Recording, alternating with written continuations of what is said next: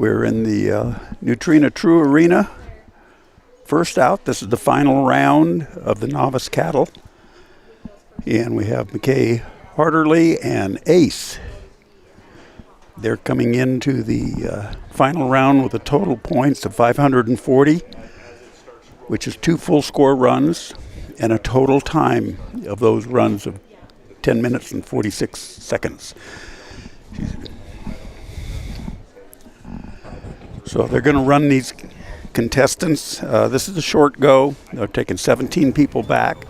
17 in the novice class had 2 full score runs. So that's what they're taking back. And then they will add this score and time to the ones they got from the previous ones, and that'll be the winner. Most points, shortest time. So let's see what McKay does.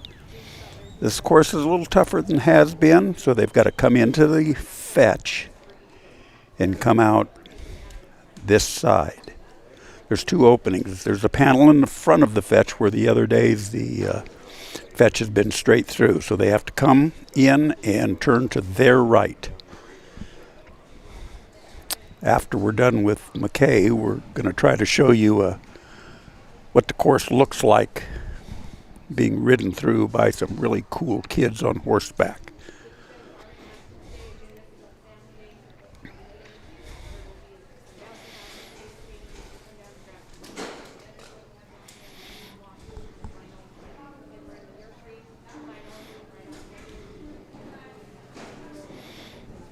Okay, so the cattle all have to come in this one side, make a turn.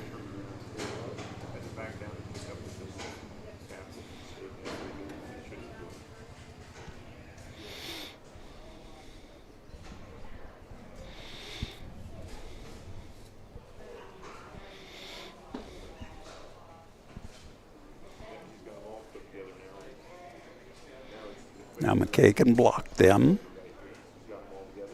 And he's asking for Ace's help. And got to come in and make a kind of a pretty sharp turn to get into that first portion.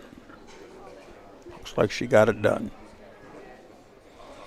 There's a panel in between that, so the easiest way for those cattle would go is come straight and then make the right turn into that second alleyway. But they've made it a little tougher, so they've got to make almost an immediate U-turn. So she's good on obstacle number 2. Let's see what she does on obstacle number 3.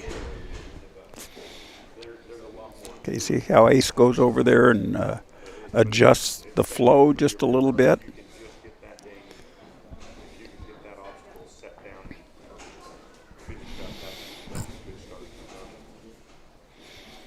Going to gather them all up, put them back together, and start this obstacle again.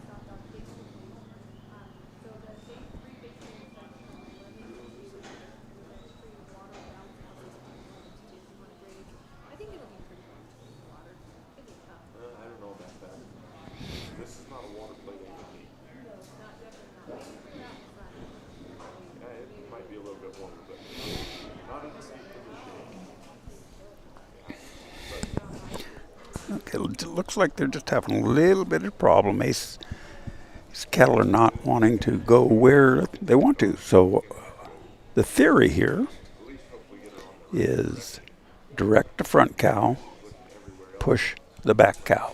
Now, in most cases, that dog staying off of the cattle is better than being in close. That keeps the cattle calmer and moving freely forward. And that's what we're trying to do. She's already at 5 minutes, and now she's moving around to her second to the last obstacle. I believe this is a 6-minute course like they have been all week. Cattle are staying nice. These cattle have stayed nice all week long. They're on good feed after they compete here. They each make about 2 runs apiece. They're never rerun in the same arena, so that keeps them fresher. After they come out, they'll go into a pen where they're on feed and water and can rest and relax. So McKay is coming right up on 6 minutes, and there goes the buzzer. So she didn't get her load points or her sort points. Okay, so here goes a little video of the course. And has a voiceover, so you can mute yourself. You can mute yourself. Okay. This is Novice Round 2 course. They call for their cattle. They bring them down through the fetch. After they go through the fetch, they go over to number 2. There's a hole in the back of there, so it makes it tricky. The hen has to cover it, and they must exit the right of the obstacle. Then they go up to obstacle number 3. In there and out the back. As soon as they complete that, they drive the cattle down to obstacle number 4 and pull the cattle back towards them. As soon as they get that, the handler can leave his line. Then they must put the cattle in the pen. There's a hole right there that I'm standing, so all 3 cattle go in the pen. Then they're going to sort them 1. Okay, good work, Mike Thompson and Curly. And then 2. And And the time stops when the last cow comes out. 6 minutes. Next up, we'll have Lincoln Rogers and L.R. Hawk. On deck, Sarah Venegas and S.L.B. Pote. In the hole, Shanda Halstead, Yvette, Verona Butler, and J.C. Stryker. Okay, well, you just saw a little video of what the course looks like. This is Marcela Cordova and Duke from New Mexico. We have got 19 states that our competitors have come from. All over, we've got California, Oregon, Washington, Utah, Idaho, Wyoming, Montana, Kansas, Nebraska, Mississippi, Alabama, Texas, Oklahoma, New Mexico, Arizona. That's all going from memory, so I know that I missed somebody somewhere. I don't know that I got 19 out of that. But these guys have traveled a long way. I know Dr. Stuart Mitchell from Alabama, and it's over 1,850 miles from there. Where we came from in Northern California, it's darn close to 900 miles. I think I saw a stat in the program that all the competitors that are here have traveled about 77,000 miles to get here. That's a lot of miles. That's a lot of fuel. That's a lot of time on the road. That's a lot of overnight camping, and then we're here for a week. So this is a big deal. The board of directors for Mountain State Stock Dogs Association has done a wonderful job in their planning, and all of the help here, from the stock setters to our cattle crew, to the people that work hard putting all these tarps up. All week long, we've had 3 arenas, 2 cattle arenas and 1 sheep arena going. And then on Wednesday and Thursday, we also had the field going. And all those arenas and field had to be tarped. That was a 2-day project to get that done with a pretty good-sized crew. I was in a meeting last Sunday night before we started on Monday, and I was counting up people that were there, and there was about 50, just maybe a hair shy of 50 people that are working every day here between our announcers, our scorekeepers, our scribers, our stock setters, our cattle crew, judges and timers. 50 of them. It doesn't seem like it because you don't see them running around. But you'll see pictures, every time that gate opens, there's at least 2, sometimes 3 young people behind there that while this set is being run, they're behind there sorting cattle out of a bigger pen to get them into the set-out pen and get them ready so we flow so smoothly. So it looks like you just show up and get your dog out of the truck and come over here and have some fun. There's a lot of work that goes on behind the scenes, and we really appreciate all of them and our sponsors. So if you guys are interested in this, looks like something you'd like to play with, we have had a tremendous influx of novice people, new people that have come into the sport over the last couple of years. People have come just from everywhere. The dog agility side, the sheepdog world, just people that had a dog that thought they wanted to get into this. We've got several people all around the country that are more than happy to help you, talk to you, tell you what it's all about, help you learn. So the novice class has been growing like crazy. So take a look at it if it's something you want to participate in. Just when you see our sponsors up here, a lot of them are competitors as well. Get a hold of them, talk to them, ask questions. They're good people. They're more than willing to help you and give you information. So Marcella and Duke look like they're having a little bit of a rough time controlling these cattle. Let's see what's going to happen here. Duke's trying to get him directed back to the third obstacle.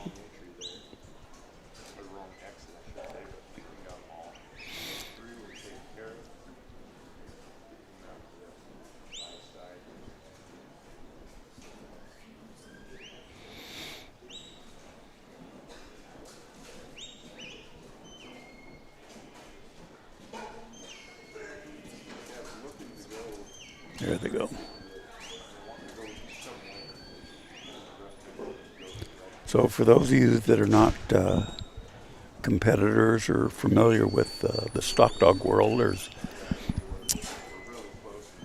the handler is communicating with the dog either by voice or by whistle. In most cases, the commands are very similar. Counterclockwise would be away to me. Clockwise would be come by or go by. They use different. I've heard people use right and left. Yesterday I heard a person using, what did he say? Back was the come by, and then something else for away. And it didn't matter. The dog worked fantastically. Whistles take the emotions out of our voices. So when we get into a competitive situation and things are getting tense and we hear that little tick, tick, tick of the clock in our head, we know we have to make things happen. So sometimes we get amped up and, that translates to our dog. Just like, if any of you are out there that are horsemen, that getting amped up translates to your horse as well. By golly, it does with your dogs too. So, the whistle helps us take those emotions out. So Marcella just timed out, and, it's quite an accomplishment just to make it back into the short go. You've had to have 2 full runs, and all these competitors are pretty darn tight, and they're all coming in with the same score. It's just a matter of a few seconds that separate them.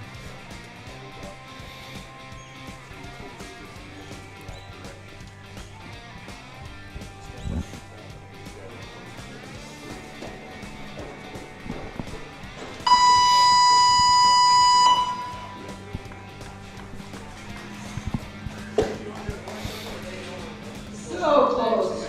That was great dog work. Lincoln Rogers and L.R. Hawk. Score of 225. Time of minutes. Next up, we have Sarah Venegas and SLB Pote. On deck, Shanda Heilstead and Beth. In the hole, Verona Butler and JC Striker. Getting ready, Sonny Return and Sid.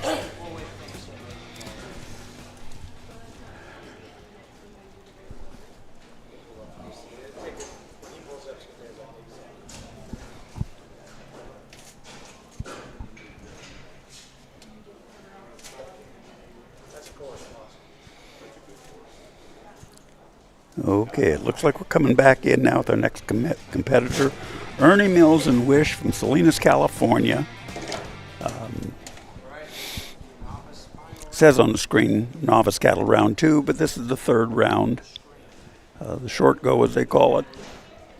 Competitors have had, everybody's gotten 2 full runs, and they're taking the ones that have 2 full scores back into the short go. So Ernie's coming back in with 2 full scores with 540 and a total time of 10 minutes and 3 seconds. So he's 15th place right now. They're taking him from long to short. So again, the competitor that has the highest score in the least amount of time is going to walk away with the big money and the big prizes. So we are competing here for awards and dollar bills. So, everybody's having a good time working at this. The money's important. We spend a lot of money to get here, but the big thing is how our dogs work. All right, next up here we've got Sarah Venegas and her dog, SLB Pote. So even though you might not get a full score or you might not be the winner, if you come out and you have another competitor say, your dogs worked really good, you did a good job. That's the big pat on the back, and that's the thing that we're really looking for.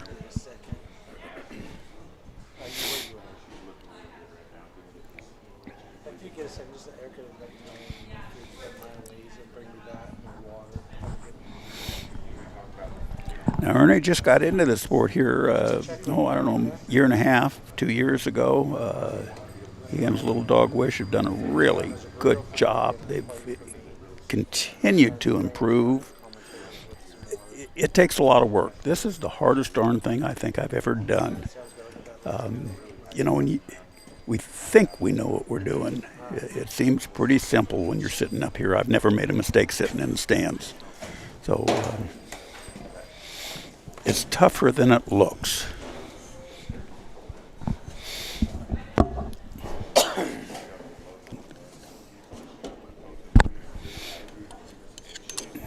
Okay. I've got a special guest for us coming up. My good friend and co-founder of Mountain State Stock Dog Association come in, want to sit a little bit with me. Steve White. We're going to give it over to Wade Hopkins. That just walked my up here. gosh. Come on, you stay here, Wade. I knew that'd get rid of him. Oh, fast. yeah. Well, Wade, you go away. You send Christy back. Yeah, this is great. I'm only going to be here for just a minute, so this will be good because I'll pass it over to Wade.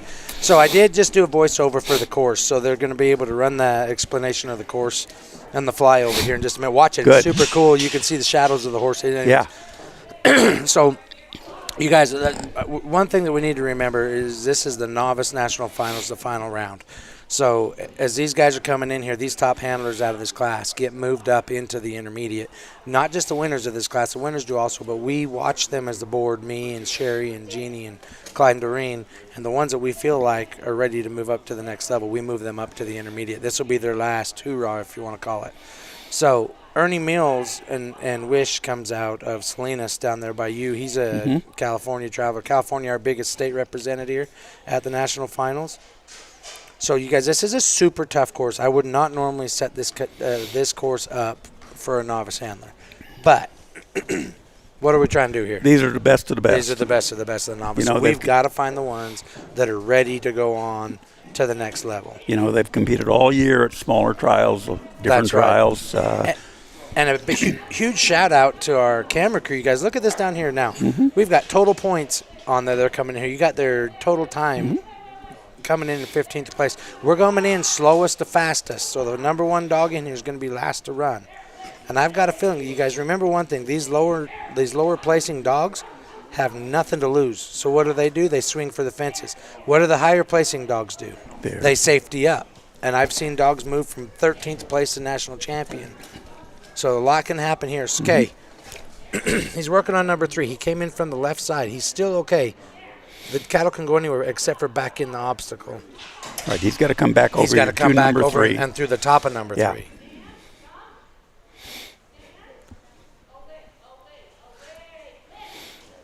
We got quite a bit of bleed over coming in from the other handlers. We're set up right here close to the nursery finals going on here. I don't know if that's something that they can fix the bleed over on there or not. Curly, what do you think? Don't think so? You guys can hear this. Oh, yeah, We can hear that out there. big time. I try to leave these guys alone. They know way more They than I knew do. way more than we do. We just Yeah. talk on here for a minute. You know, maybe Wade could talk to him, you know. You can't hear him? I can't hear any bleed over in mine. Okay. You can turn down your volume with the white knob. That white, that one, that's your volume, so you can turn it down. You still hear me, Elliot? Yeah, I can hear you. You're good. Elliot's pretty deaf. We got to keep that turned up so he knows what's going on. No, this is perfect right here, you know. In the meanwhile, while we're talking, did Ernie get to top of number 3? I think he did because he's going to number 4. We'll call that a win. All right. Number 4 is sitting off the fence, you guys. You got to fetch cattle back through number 4. Right through the center Right of it, through that the opening. center of it. It's going to be tough. It's going to take complete control. Like right now, his cattle are over too far to the Yep. left. He's going to miss him. Yeah. Sometimes if you're not familiar with this course, if you weren't standing out in that arena with that black tarp, you can't see that. No. You know, when these people looking at home. But once it happens, you know, that's kind of the direction that the cattle want to go. Is they want to follow the fence. Absolutely. Dogs got to turn them out here in the middle. Here she goes. Now, Nice going. I So now they're going to head down to the sort pen. I don't think he's. I don't. Maybe he never made number 3. I don't think he made number 3. He may be going for number 3 still. Wade, you're supposed to be watching this. What did Yeah, you? sorry. We got looking at other stuff here. Looks like he's ran out of time Yep. down there. Mm-hmm. Why don't you guys go ahead and play the... Sage, did you get the voiceovers done? He's uploading it right now. Okay. Okay. Go ahead and go into some commercials or some flash ads. Yeah.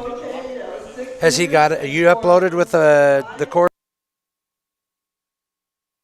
It's Novice Round 2 course. They call for their cattle. They bring them down through the fetch. After they go through the fetch, they go over to number 2. There's a hole in the back of there, so it makes it tricky. The hen has to cover it, and they must exit the right of the obstacle. Then they go up to obstacle number 3.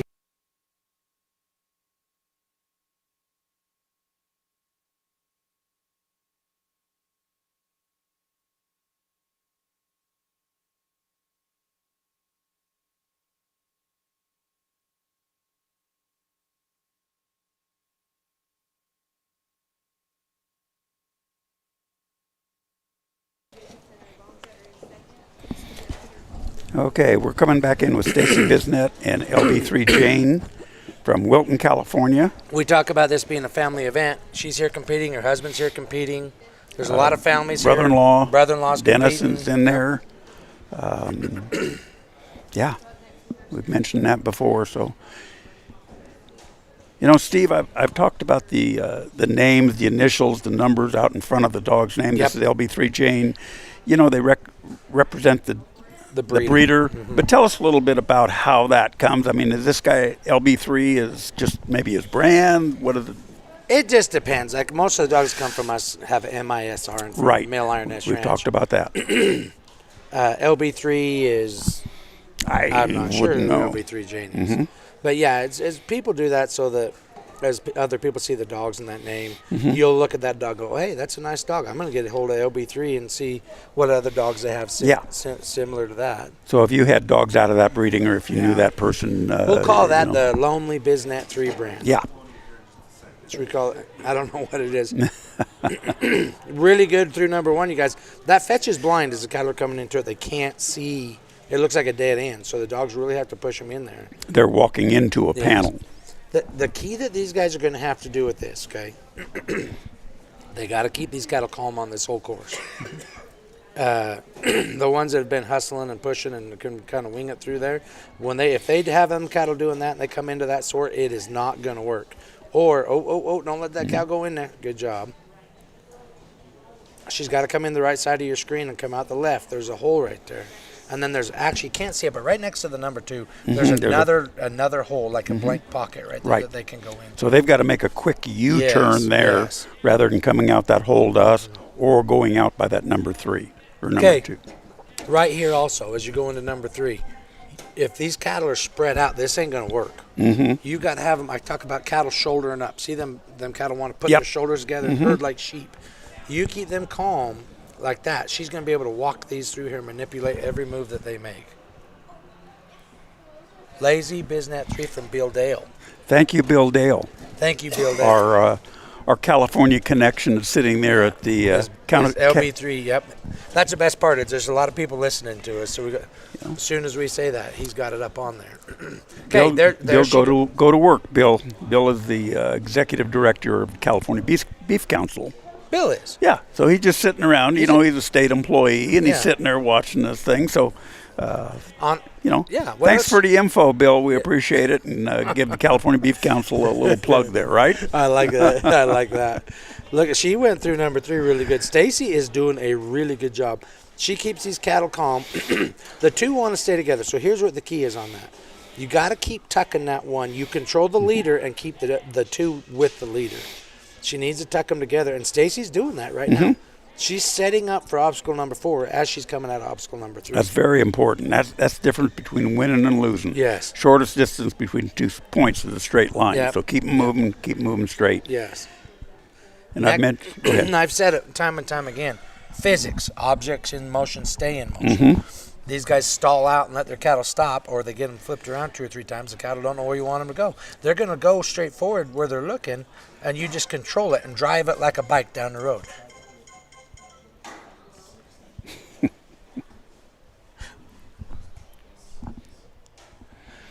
Well, I don't know if California state workers take Saturdays off. Yeah, I thought you were more dedicated than that, Bill.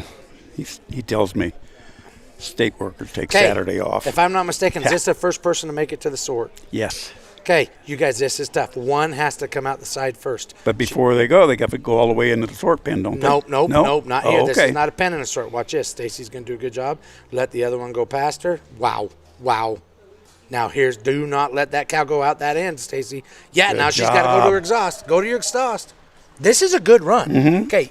She's at at 4 a minutes. 9:24. She gets this done in 4:20. That puts a whole pile of pressure, even on the very first place stock. I'm telling you, the dogs towards the back of the pack will come to the front because they're swinging. They got nothing to lose. Right.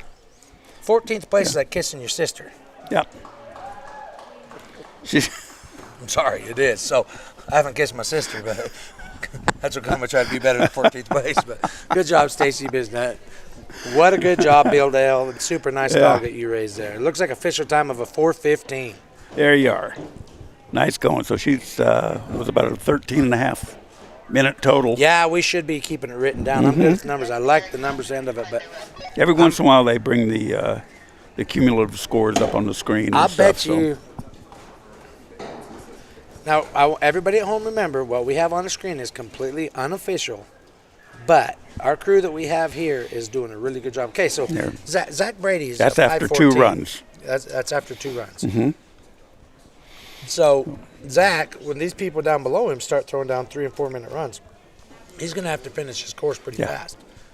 He's got to not only finish it, but he's got to be. So if I'm Can't be Zach stalling Brady and around. I'm sitting down there with my pencil right now, and I'm keeping track of everybody's time and scores, so I know what I have to be. You're the only person in here that can really strategize what they do in that arena is the guy in the number 1 hole, because everybody else is unknown. Yeah. And he'll be the last one to run. Yeah. Kylie, Emery, and Dolly. This is a super good hand right here. Kylie's sister. We're watching Kylie right now in the novice, and her sister right now is throwing down a smoking run in front of us in the nursery finals. They're sisters. I didn't know that. Yes. Sorry, I'm cheering for her sister. I'm a big fan of her. Her sisters, they're stockmen. They shear sheep. And Kylie is a school teacher, actually. So we appreciate Now, that. who is this out in the arena in That's front of? Shandon. Shandon. Okay, that's what I Hillstead, thought. Shanda Hillstead, their sisters. Okay. Great job, Shannon House. Oh, Carlos, see that back calf right there? You know, we've got 400 head of calves here. And my kids are certain ones that stick out in that last calf with the white stripe down its butt. Yep. We call him Carlos. Carlos. Yeah, that's just what my kids named him. We get a big herd of cows and start them going anywhere. He's the first one out the gate, just walks like that. He's gotten lazier as I watch him this week, though. You know, Stockton was telling me about him the first day Carlos, out here. He sat did? with me for a while. Yeah. Oh, yeah. So he's easy to pick out. Stockton drew him on the first round, and Yeah. he was kind of a turd. Yeah. He was just lazy. He wouldn't move anywhere. But Kylie Emery, super good hand. She's been out exhausting sheep down in the field for us. She's going to move herself up to the intermediate, and she's an intermediate hand there. She can read stock. Oh, yeah. You know, and that's Oh, the yeah. biggest thing here is being able to read where they're going. This is going to load to the right hand. So now she's moving on to number 3. You know, Dolly's got to direct those cattle, direct the front one, Stay push in the front of back Carlos. one. Carlos go on the other side of the panel. Yep. Didn't I call that one? Kind of a timing error there. He's lazy. He's going to look for. He's lazy. He'll keep going as long as you keep him going. But as the week's going on, I've watched him. He's just like, Yeah, I'd rather go You back guys, and eat. you guys go around that panel. I'm Yeah. going to cut the corner right here. Shorter. Now, I will say, though, we've done a good job keeping these cattle even throughout the week. You know, as dogs go out, and we've had rain, we've had lightning, we've had mud.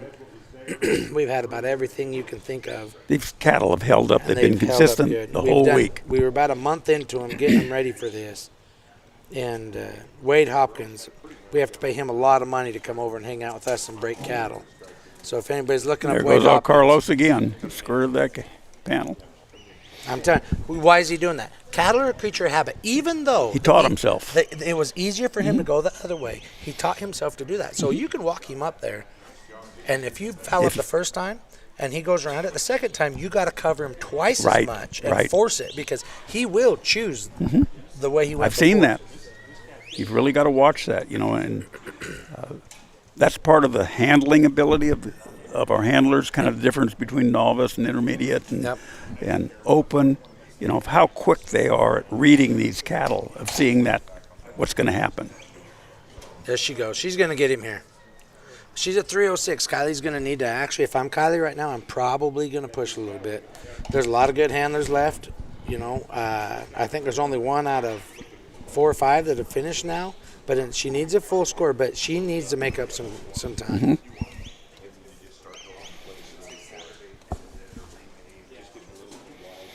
Yeah, she's This guy that's in here, he's going to have to come out of this obstacle first. Okay, guys, she's got to push him down there. Number 4 sits off the fence. So here's what the mistake is going to be, in my opinion. If them people put them cattle on that fence, Elliot, and don't give that dog a hole to go down on, to go through, to control him to go left, like right now. a little bit early. Again, timing. Yes. But she's got her leader. Now get your 2 up with him. And you better be getting ready to sort. She can sort that cow right now. Okay, so they don't all have to be consumed in no, the they pen. can. No, Okay. this is just a straight Just a sort. straight and it's sort, run 'em actually- through. This is giving them a level of difficulty, in my opinion, because I don't have it. You know, the dog has a lot of place to cover back there. Now, look at her. She's taking a different strategy. She's clear on the other side. Mm-hmm. Watch this. She's going to walk in the end of that panel. I'll bet you, and sort old Carlos off. Olale, Carlos. There she goes. 1. This is stockmanship. Look how smooth she is, Elliot. 2. Yeah, she's Step not in, exciting, Kylie, yeah. That's Turns her- yeah. Good job, Kylie. Hurry up and get that gate. She's sitting at about a 4:30. She should finish this just before 5 minutes. Yeah. So 5 minutes. Come on, Carlos. Take him on out. Yeah, Carlos was the leader, and now There he's he almost goes. to the back. There you go. 5 run. minutes. Let's see what her official score is. 4:51. You can see it right there on the. That's the official time that you can see down there on the crow's nest with our judges in there. That was a nice run by Haley and Dolly. You got your description, Curly? Run the description of the course real quick.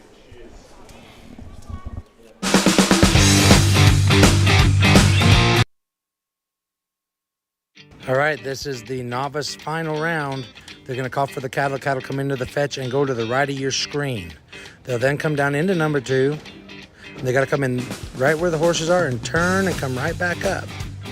Over to number 3, and the handler is behind the green sign all the time. They come out there and go back in there in that order. They'll then drive the cattle down to the other end of the arena. That's cool. Look at those silhouettes go. and bring them back through number 4. Now the handler's free to move anywhere they want. They're going to load the cattle.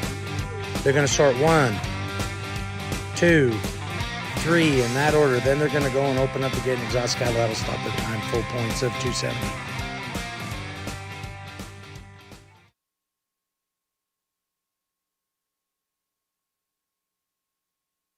For lunch or something. Is it okay? All right. Thanks. Okay, so you just saw the official description of the course. That is really a cool thing that Steve and the kids have put together. That's novice.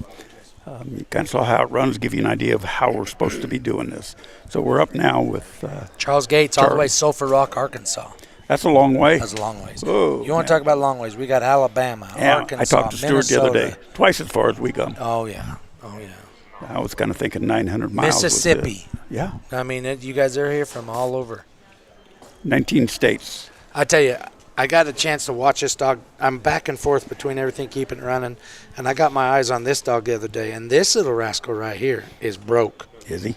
Yeah, actually, the reason I went and watched it, is Sam, my 10-year-old son, and then they understand dogs as good as any adult. He came and found me. He goes, "Hey, Dad." So he goes, "There's a guy named Charles Gate. Go look at his red dog." He says, "That is a broke son of a gun, and it needs to live in Idaho." Super nice dog. Charles Gates, good handler, too. I mean, I anticipate him throwing down our fastest run yet. If this dog, how important is the obedience? And I talk about the most obedient dogs wins. When you say whoa, and they whoa, right where you tell them, 1 inch too far the wrong way, turns your cattle around. Shuts the cow down, turns them in the wrong direction. Yes. You got to restart the whole project. Okay, again. right here, he's got one tucked on the wrong side of the panel. See, but he asked Star to come around there.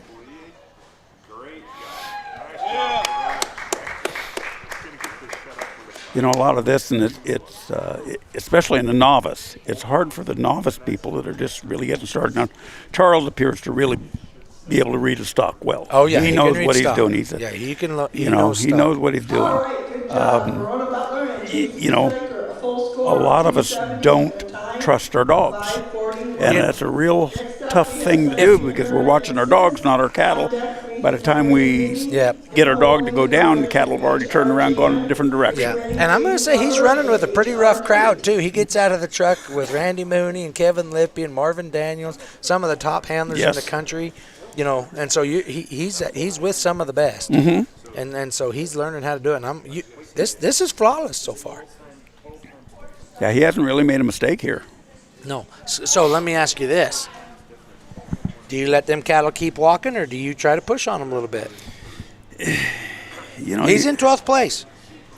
You know, right now, I would push on him. I probably would too. Yeah. There's really no place they want to go except maybe back towards the set out at that Neutrina sign. Yeah, but they come off of there if the dog's listening. And this dog right here feels stuck. Mm-hmm. He does. If you go watch him, I wish we had a mic on him. I bet he ain't telling that dog a word. This little rascal feels stock and keeps them together so stinking good. And look at that. There's a respect and between those cattle and that dog right now. And I haven't seen an overflank with this dog. And another thing I want to point out real quick, on these outruns, in my opinion, the most important point of your run is the introduction from the dog to the cattle.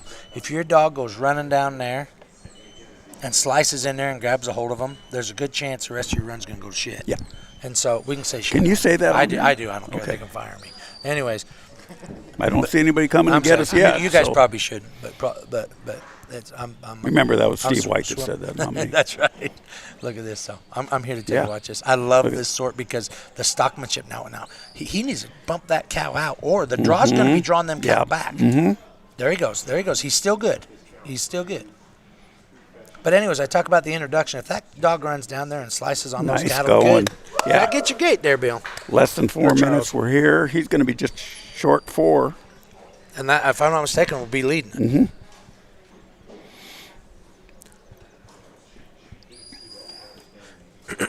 Now Star can have a little bit of fun. Great run, Charles Gate, all the way from Sulphur Rock, Arkansas. Looks like his official time is a 4:07. Look how good our guy's doing on our unofficial time. Yeah. Good job, Curly. He's 12:42. 12:42. Good job. Apex Ranch Legends. Hold on just a second, guys. Let's talk about this for 1 second. You leave that up there, Curly. Don't take it down. You guys get on there. There is a dog selling there. It's running right now. It's running today. It closes tonight. There's a dog selling there, and I'm going to tell you about Reba. Chance Horrocks is here. If I'm not mistaken, and don't get me lying, he's a national nursery sheep champion, okay? Last night when that was going on, he's made it to the short round of everything with that dog. Last night when that was going on, they had the nursery handlers meeting. We had a little shootout for anybody that wasn't qualified for the finals that was a novice down there, and it was so much fun. Yeah. He shows up there, and I said, you're supposed to be at that nursery meeting. He goes, you want to know what? My wife wants to run in this so bad. He goes, I'm going to sit here with her, and I'm going to let her run in that. And so he sat there, missed the nursery handlers meeting, so his wife could run the dog. She smokes the course down there. She's Reba. never ran that dog in a trial before. With Reba, smokes the course down there. He gets her, goes over and learns the course and wins a national championship. There you go. She sells That's a dog. today. She's on that She sale. sells today. So we've been talking about that for, people that, maybe looking for a dog or looking to have more interest. Talk to these people. There's videos on dogs there. Just see how it goes. See what kind of values these dogs have. It's amazing. Gente and Brett Caber and Gente. Another dog here. His wife showed this one in there last night. Won second place in that shootout. This is a nice dog. I saw this dog at Spring Creek when he and Travis put on that trial. I wasn't able to make it, but you missed a good one there. I'll tell you what. I was getting these cattle ready is what I was doing, actually. You missed a good one. It's a nice facility. Yep. I've talked to them quite a bit since we've been here. Both nice people. They're great people. And then Brett's a stockman. He's moved himself to the intermediate already. Yeah. This guy's, he'll swing for the fans. Yeah, he needs to. He's a good kid. Hard worker, reads his stock well. Reads his stock. He's a cowman. He's a stockman. He owns a fencing company in Nevada, Pound and Post in Rocks. Yep. He's a hard worker. He's got split here, guys. Yep. They all got to come out the right side.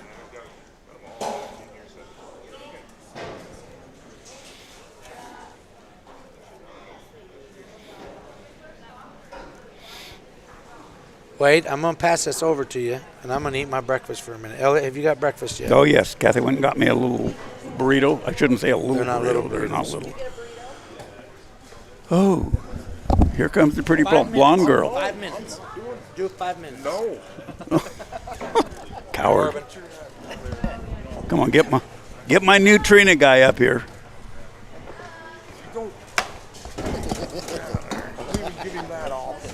Okay. While Steve's eating breakfast, we got our Neutrina rep, Corbin. Yeah, it's been so fun to be here. I sat on the mic last night through the sheep finals, and that was incredible. A lot of these dogs ran. We've been talking about a few of them just momentarily. So we're definitely excited to be here for the cattle. You live not too far away from here, do you? I mean, you're about 4 hours south of Salt Lake City. So. When I hear about guys coming 1,800, 1,900 miles, 4 hours is pretty darn local. Yeah, I'm a lot closer than they are. Yeah. I hear you're also kind of in the show cattle industry. Yep, I'm in the kind of the show industry for sure. I do a lot of, trading and consulting with show cattle, show pigs, everything like that. Mm-hmm. I paid my way through college doing show cattle. So. Oh, well, cool. So that kind of fits in with your professional job with Neutrina. Yeah, it's definitely helped. We just barely were able to bring Sunglow to the retail space, so that's been incredible to make that more available. Mm-hmm. So once again, you've got a network here with our both our competitors and our sponsors. So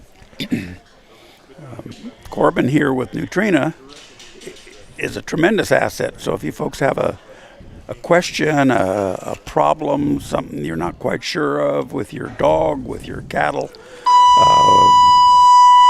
give them a call. They got a helpline up there. They got phone numbers. They got internet access. And Corbin tells me that those calls or questions will be responded to either by phone or email. And again, just another great resource out there to help us, control the diet of our pets and give them the best thing they want. They're not really pets; they're competitors. They're athletes, these dogs are.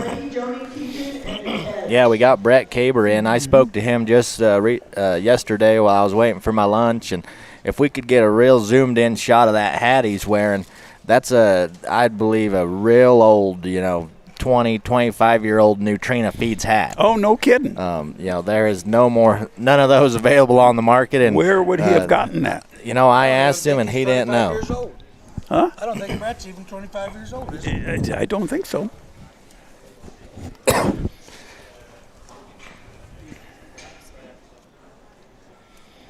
Okay, now he's moving on to obstacle number 3. This is kind of a weave. He's got to come in get him turned around to the right. Pointed in the right direction there. And then he's got to quickly turn him to the left. Oh, and the dog went the wrong yeah, way took there. the wrong command, or Brett gave him the wrong command. And he's still okay. He can just bring him back through and go through the second portion. Yep. Some of these dogs don't necessarily really want to go under these panels that are out there, so they look for a way around them. Other ones will scoot underneath or through. They've got maybe a little more confidence, or maybe they just think that's the better way to do it. So,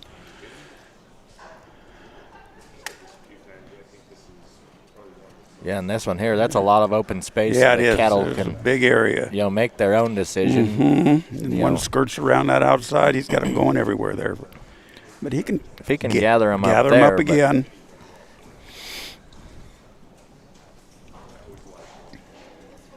I've seen throughout the week, the second time trying through an obstacle tends to be just a little bit more difficult because, these cattle are, they learn real quick that they don't have to go through that hole if they don't want to. They've kind of trained themselves to skirt it, or whichever way they go that's wrong. Steve had mentioned that, when you bring them back around, you got to put twice as much pressure on them to get them to go right. Yeah, you got to be a little more forceful, but, then again, how much is too much? Yeah.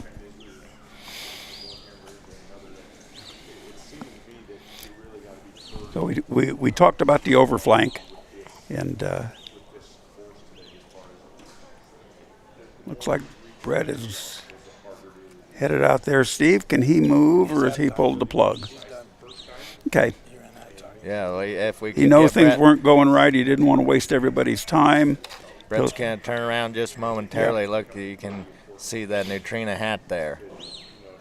Looks like one of the signs, the green. Yep, it's the same colors. He's definitely worn it. It's not brand new, but Nah. it's been worn. So, I wonder if he had a friend or a family member that had worked for Cargill or Neutrina. yeah, it'd be interesting to, or maybe he got it. Yeah, at some trial somewhere because Somebody might have dropped it and he picked it up. here's that sale that's going right now, and you can find Reba. That's an incredible dog. I saw her last night, and she works so beautifully. I bet it's a in the red field. dog. She is red. No yeah. kidding. She's short-haired. She's slicked off now and looks She is, real yeah. pretty. Keep them going, Curly. Neutrina, you can find, I've been talking to a lot of folks around. You can find a lot of information there at neutrinaworld.com. Probably the most important thing, that a lot of people have learned is you can find a dealer locator there to see if, there's a dealer nearby. Yeah, we've had several questions regarding where can I find it, and I can't find what I want at certain stores, so. Yeah, and, it seems like a lot of that's coming out of California, so, me and Maddie have kind of taken in some notes, and we're going to do a little bit of work to see what we can find for, Neutrina Feeds there in California for everyone. All right, here comes Barbara Jacobs and G.S. Romel. This is a nice dog. This is an older dog, and just smooth. In most cases, he reads the cattle well. Barbara handles them well. Nice move through obstacle number 1, 36-second fetch. That's pretty darn good. Cattle are sticking moderately together. Yeah, and, this kind of brockle-faced, larger one with the broken tail, she's been the leader throughout the week in the pen she's got sorted into. So, Barbara doing an incredible job keeping that cow working the rest of them. So here's what Steve was talking about. There's a panel. It's really hard to see. There's 4 openings on this obstacle. The one they come in, the one looking at us, where that red cow is looking, the one where the black cows are stuck, and then there's the correct one. So she's got to back these cattle up. And then the large portion is towards the out when they do back up. Right. They're going to want to kind of send them back out that way. So she's doing a good job. She's going to send Rommel around to push him back in. They got to turn him around now. So this is, again, team sport. Barbara's the quarterback. She's got to figure out how to make the play work. And Rommel's got to assist her in the way she thinks it should be done. She's got that one of those brockle faces now kind of going out the other way, the wrong way. Yeah, and that little dead end, you think, why would you do that? But realistically, when you're working cattle out in the field, a lot of times there are dead ends. Yep. There is a lot more dead ends or tight spaces that cattle get stuck into in real life than you think. And the correct way is a real sharp U-turn. Cattle are not looking to make a U-turn.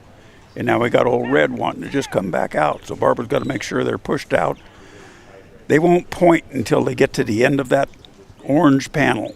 So they've got a couple more steps to go. And let's see if Rommel gets in behind that red one. There he goes. And now they're out. All pointed. Competitor gets 5 points or 15 points per head every time they go through an obstacle in the correct way. So there's 45 points per obstacle, a total score of 270 points. So you can see that Barbara has had 2 full scores, 540 points, with a total time of 7 minutes and 51 seconds. So she's been doing really good, She just needs to have another full score and get it done as quickly as possible. She's doing a good job.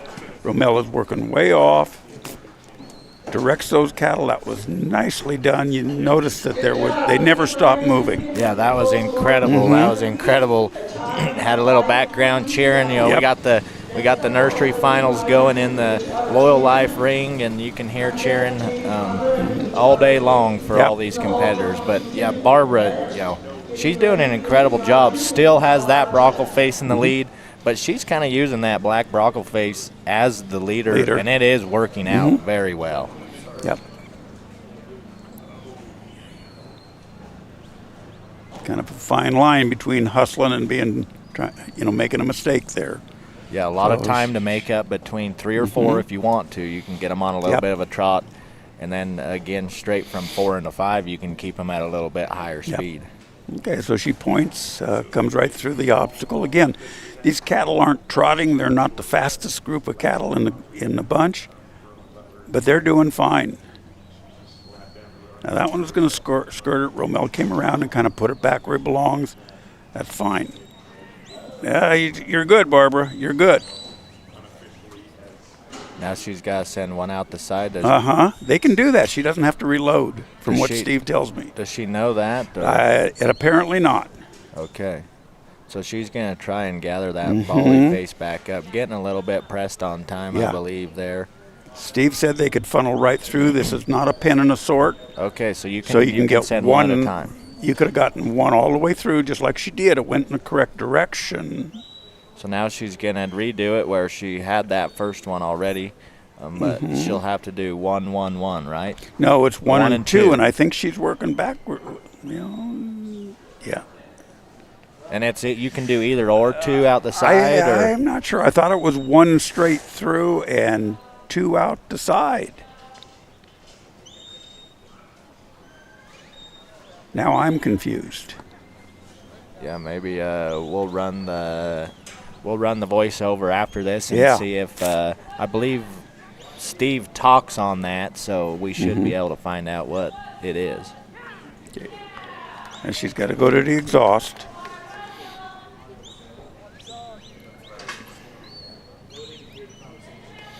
And then we'll hear too what her score is too. So yeah, to see if she did it correctly. She's got 10 seconds to get him out. I think she might run out of time. And is the exhaust will be an all or nothing? No, I think the exhaust, she'll get Okay. 15 points for that one. So if her sort was correct, she'll be 30 points down off of 270. So I don't know if I can hear that announcer.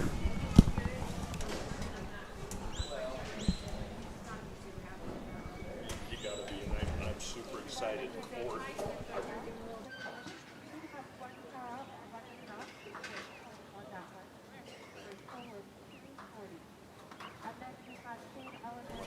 Right of your screen. They'll then come down into number 2. And they got to come in right where the horses are and turn and come right back up. Over to number 3, and the handler is behind the green sign all the time. U-turn is They there. come in out that there second and go obstacle. back in there in that order. They'll then drive the cattle down to the other end of the arena. That's cool looking. Those silhouettes go. 240. And bring them back to number 4. Now the handler's free to move anywhere they want. No. They're going to load the cattle. They're going to sort 1, 2, 3 in that order. Then they're going to go and open up the gate and exhaust cattle. That'll stop their time. Full points of 270.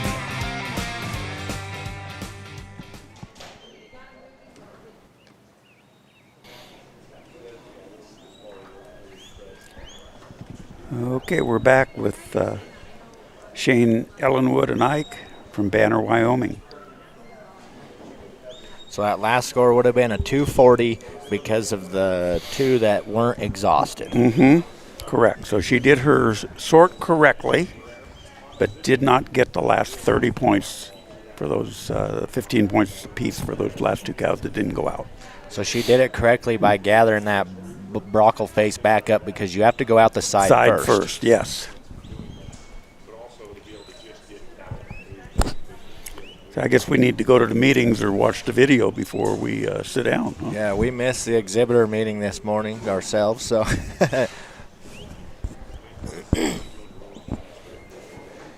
And with that, each ring before they begin has a handlers meeting. Correct. So that they walk through the course. Handlers can ask questions, clarify what's going on.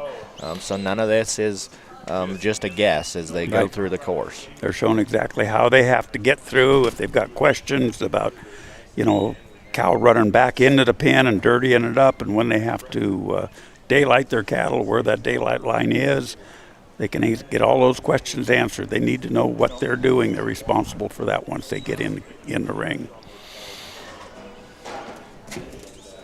So Shane and Ike are doing pretty good. They've come through the fetch cleanly.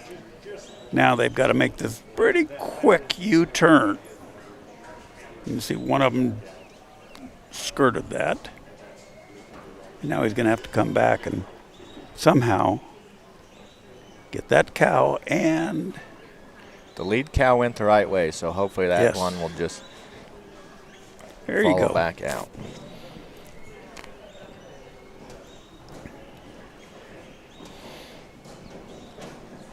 Okay, they're moving on to the weave obstacle here. They've got to come out on the come in from this lower side, go out the opening on the right, make a left, and then another left and come out through this other obstacle.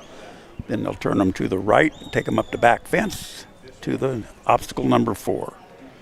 So you see just a little bit of a flank got those cattle to turn.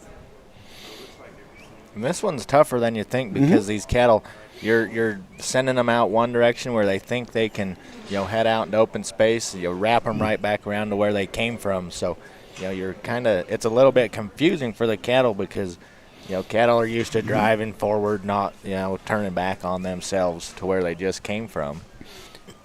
There's a lot of philosophy in here, you got to have a little cow mentality to understand where they want to go and try to allow them the opportunity to go where they want to go and just direct that front one and push the back one. So All right, Lincoln Rogers with HRJM. And good natural flow if you allow it. Next up, all right, so here we have kind of the same situation. They've strung themselves out. So he's good there. One there. Shane can walk up. He's at about 3 minutes is all. So Well, he's he is doing a incredible. smoking run. Now he can Go. get to his gate. at a quick walk, we're calling that. Yes, a quick walk. Heel toe, heel toe.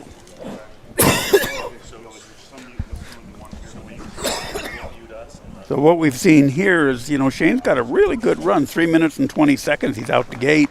The one thing that you probably noticed is these cattle really did not stall out. They didn't they didn't stop. They didn't turn the wrong direction. Ike didn't have to go and redirect. He had one little issue in that second one where he had to kind of back those couple out. Yeah, but he never had to really get Ike going too quick to, flank him, flank him and turn them too hard. So those cattle, natural movement and the good stockmanship and Ike's work definitely made it for a quick run. Well, here's our unofficial totals now. This Charles Gates was 12 minutes 42 seconds, 3 full scores. Yeah, that's good. You're going to need 3 full scores in here to float to the top.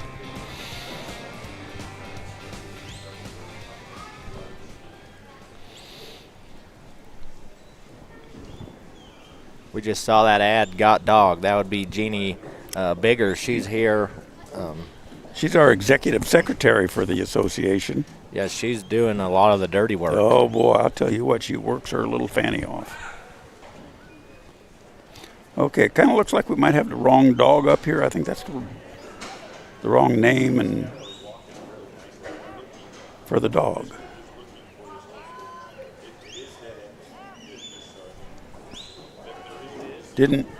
Hasn't Shane and Ike already run? Yes, no?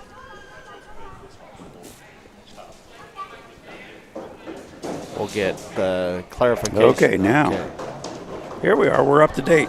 And we'll be able to see if that's correct, because Shane and Sarah, that'd be an easy call. Yeah. Yep, that is Sarah. That's Sarah. And Pote. Is that how you pronounce that? I believe that's what they've been saying. Pote. And I believe, Pote just ran in the nursery on the upper arena, within the last hour even. So she's getting good work this morning out of Pote.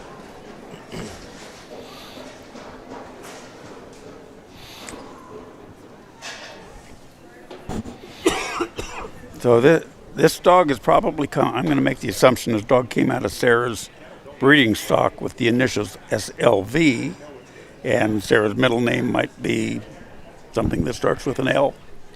Yeah. Or that's a good assumption. What do you think? I don't know. I think that's pretty good. Or something else.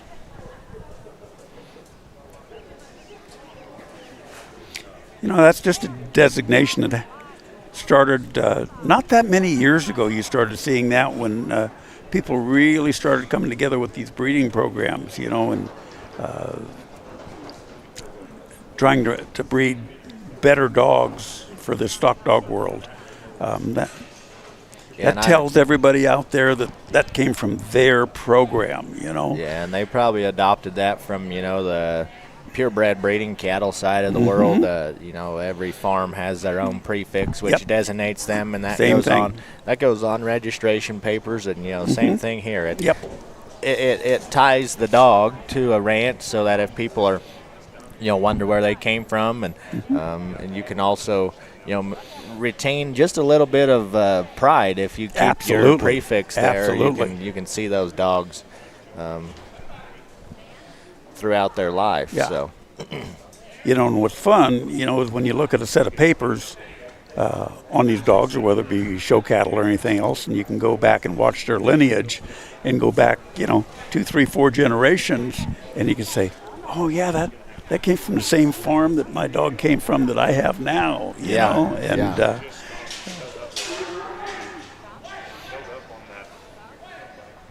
and when we find a line that fits us, and the line of dogs or cattle that fit you for your program may not fit me for one reason or another.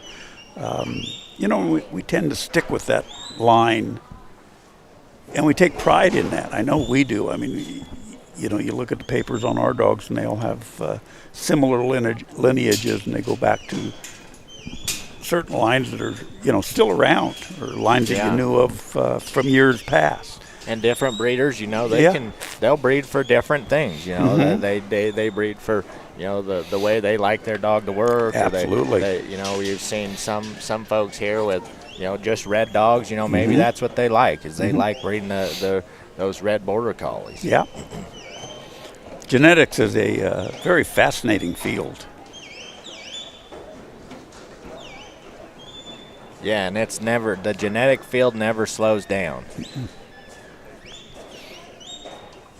I remember in college I had to take a couple genetics classes, and it was kind of boring, but as I got a little older, it got kind of interesting. Yeah, you started to think, wow, I should have paid attention, because Yeah, I could. now everything I'm trying to do breeding my dogs is what we talked about back Yeah. then. Yeah. Looks like Sarah and Pote are just trying to work this little zigzag. They originally came in backwards, and Yeah. now it seems like that's what they want to keep doing. And kind of what you said, now that dog's been over flanking just a little bit and pushing them in wrong direction. So that was not our buzzer, that's the buzzer from the Loyal Life Arena. And Sarah got him in the right direction that time. Now she's got him. Now, if you notice how wide that dog worked off and how easily those cattle bent around into the next portion of the obstacle. And they've wanted to go that way, so Sarah just pulled the dog off and, let those cattle do what they naturally were wanting to do.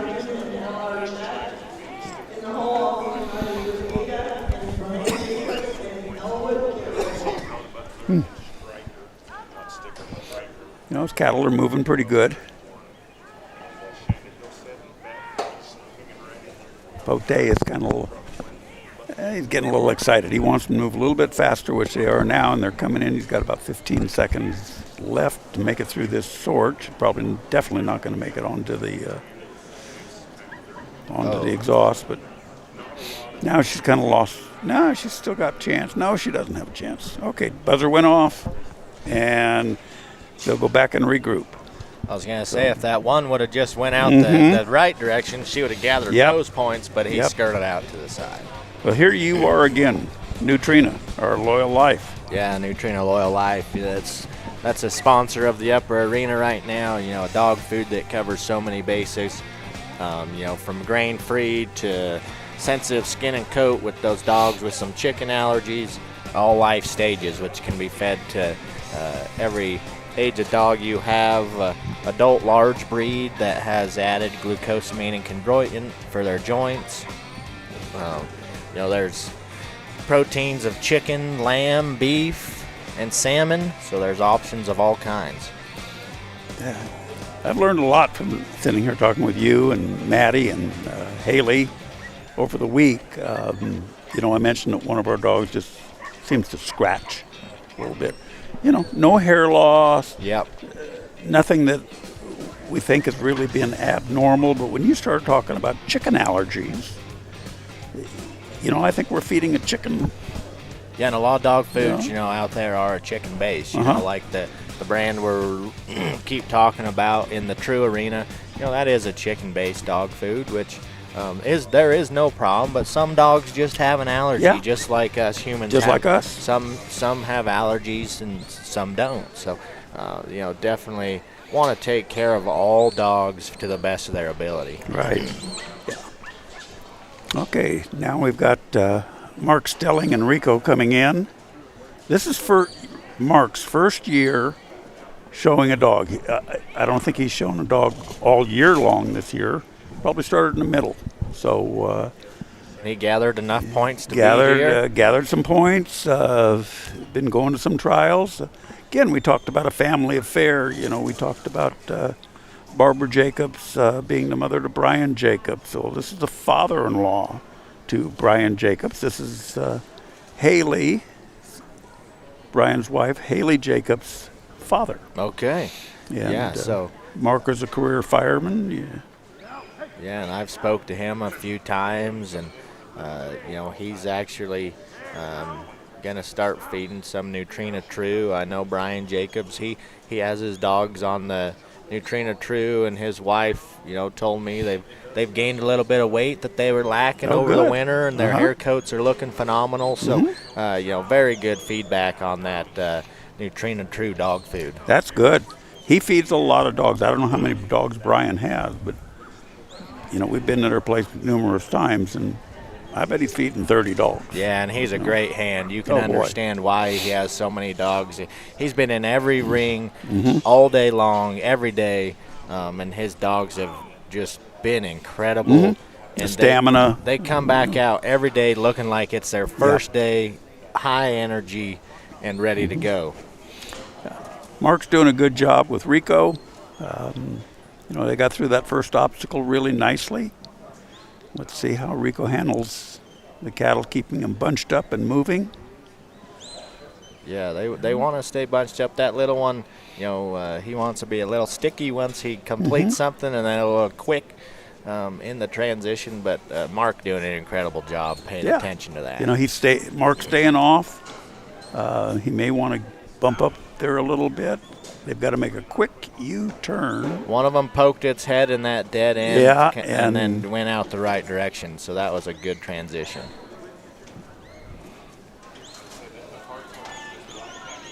So Mark's going to step up there just a little bit. Rico, they're going to move on to obstacle number 3. Probably wants to bring them closer to the fence before they hit that hole to get into the zigzag. So they don't have that real abrupt U-turn. And then you want to keep them all because, that last cow could have just poked its head to the right. And That was a good example of good stockmanship there. That last cow was kind of lagging back, and if Mark would have sent Rico just... now you see he did lag back and didn't go through the hole. Right.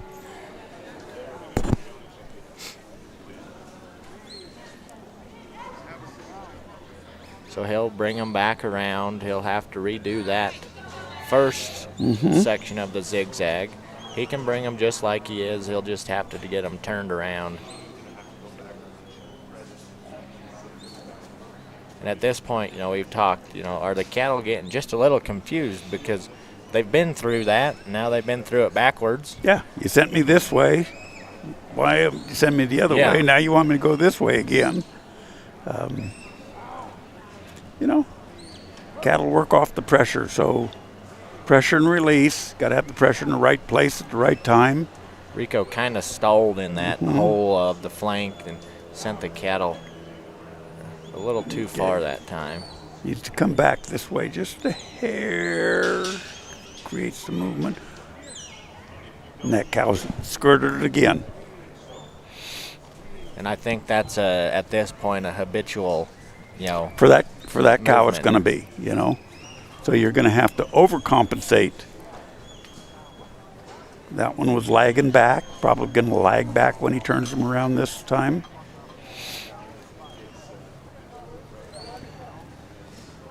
As a competitor, when we're dealing with this situation, we really hear that clock ticking on our head. Yeah. And you hear it, or you have a live clock like they do in this arena here up on the announcer stand. You glance over and you see it, and you say, holy cow, I don't have much time left. Now I got to kind of press the issue. I got to make things go faster. You notice that one cow stuck his nose out there, and he was thinking about going. And now, the last time he didn't go through the hole, this time he did. But Mark definitely brought Rico up because he knew he had to that time. Yeah. And now, same steer, just kind of lagging back. Yeah.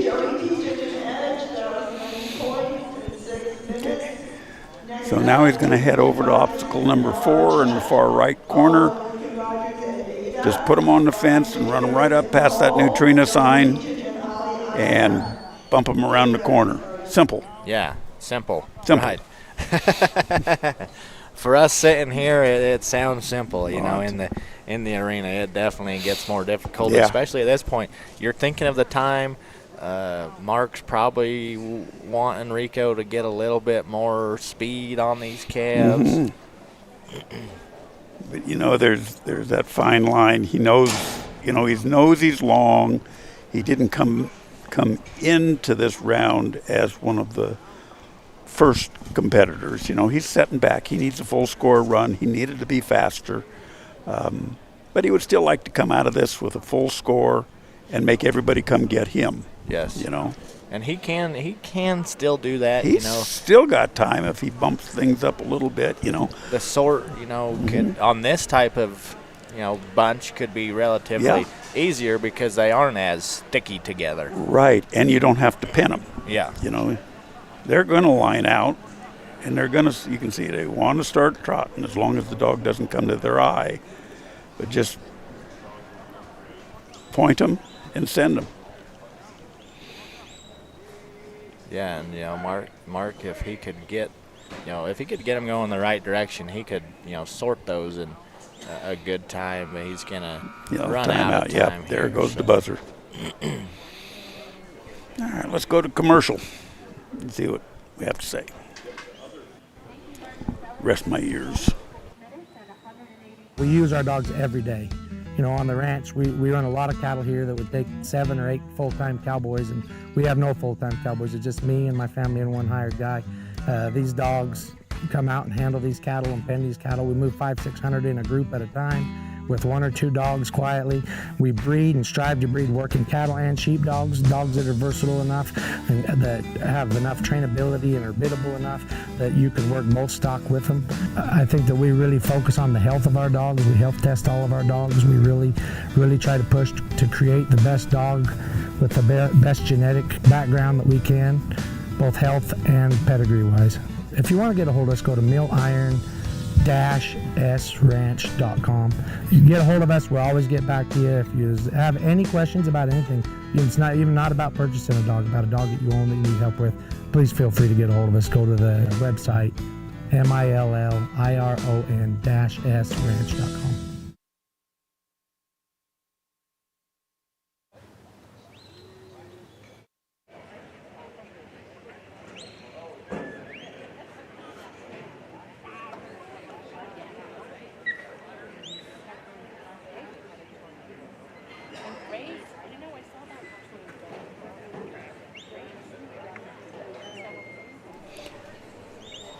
Okay, we're back with Denise Christensen and Mike from Millsap, Texas.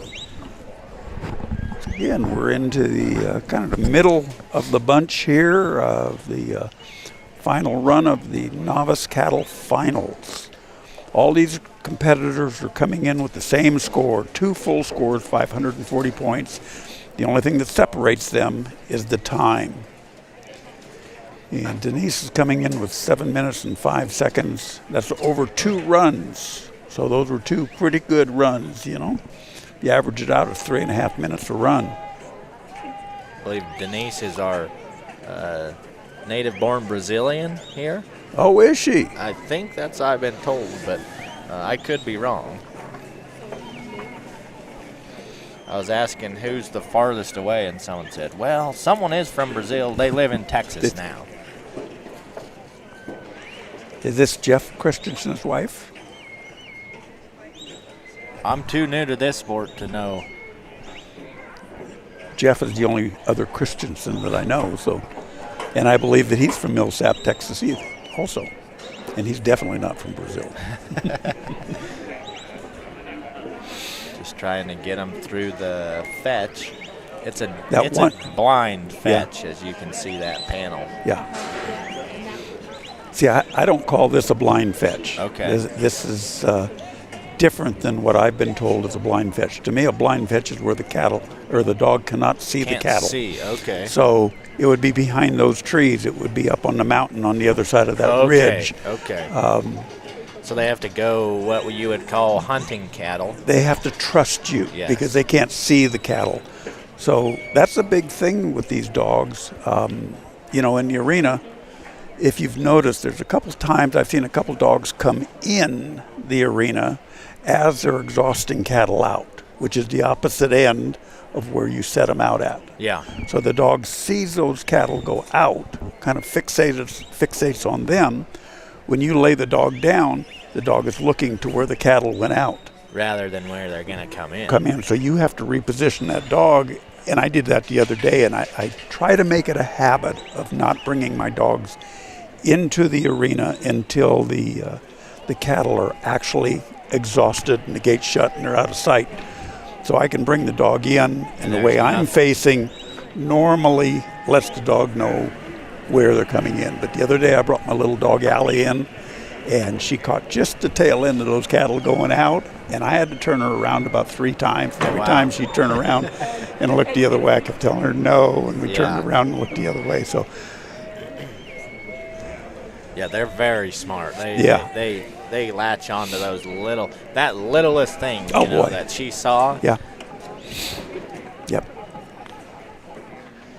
Yeah, Denise, here on the zigzag. And this group of cattle have been a little bit quicker and spread out, when Mike, gets in there to work. Mike's got a lot of speed when he moves, and, the dogs feed off that.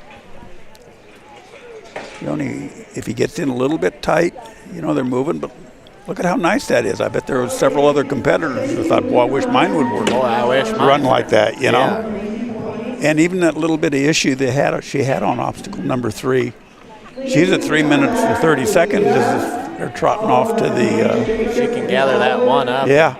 She can sort them as they come in. They don't have to come in together. Nope. That is absolutely correct.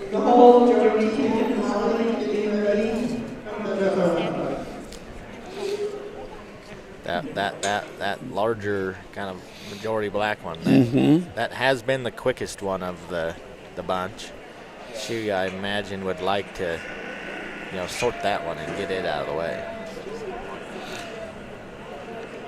And then it's tough because, we've talked, these dogs are genetically, made up to keep them in a group. So once you sort one, you got to make sure that dog doesn't go to retrieve this one.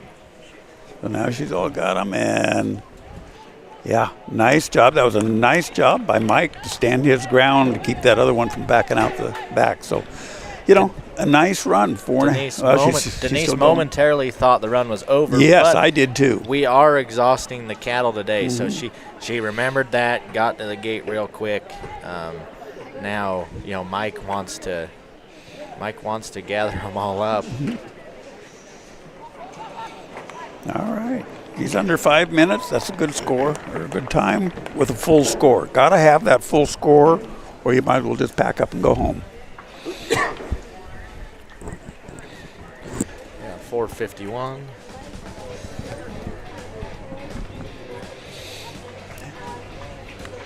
Yeah, there's your cue again. Yeah, we'll keep running these ads, that have some, the Neutrina ad comes across pretty frequently. We're, been able to be the main sponsor here at the dog trials, and it's been fun. Today is Kids Day. I don't know if you're real. Oh yeah. They're gonna have a big bounce house out there and face painting, I think, and this is what they've had in the past. I mean, they make a big deal about having the kids involved, the family function. After this nursery class that's running in the main arena is done, then they're going to have their junior class, and they'll have a little raffle That's the kids' class. The kids' class, and Steve makes a big deal about that. They got the music. He gets on the announcer's microphone, and Steve, he's got a voice that just just makes it happen. He's good at cracking the jokes, too, Yep. That last sponsor before Tim came in was XP Ranch Photography, doing an awesome job. You ought to go see some of those pictures. Some of those pictures are just absolutely phenomenal. I don't know how many thousands of pictures Lori takes, and then takes them back and edits them, and does a tremendous job. And it's been a fun weekend of variation. There's going to be pictures of dogs flying through the mud. There's going to be pictures flying through the tall grass we had in the field. So, it's definitely going to be some Tim fun missed pictures. that one. Yeah, we definitely have had different weather and environment this week. Everything from thunder and lightning, where we had to stop the show for a little bit. That was a mistake. I'm sorry. I didn't mean to do that. I'm kicking kicking Curly in the front here. We got the computer. We got the people making this all work sitting in front of us, and when we need them, we kick their chair. And sometimes we do it by mistake. So Tim gathered them back up around because that one, we're trying to send them all out the same way. Correct? Right. Got to come out that one side, but you see, we turned that white face kind of looked that way, but Walt was able to get back and turn his head.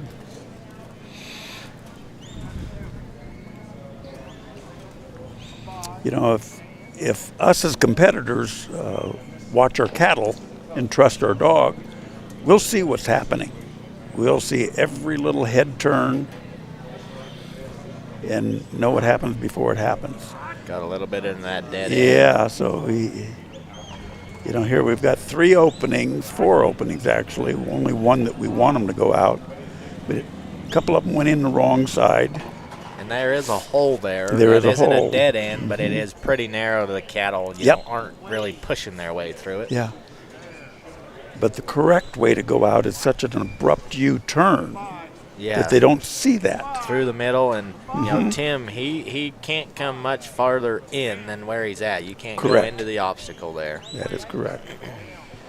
So, when the cattle come in, they see this opening out here, and then if the dog blocks it or something, then they just walk through that small opening.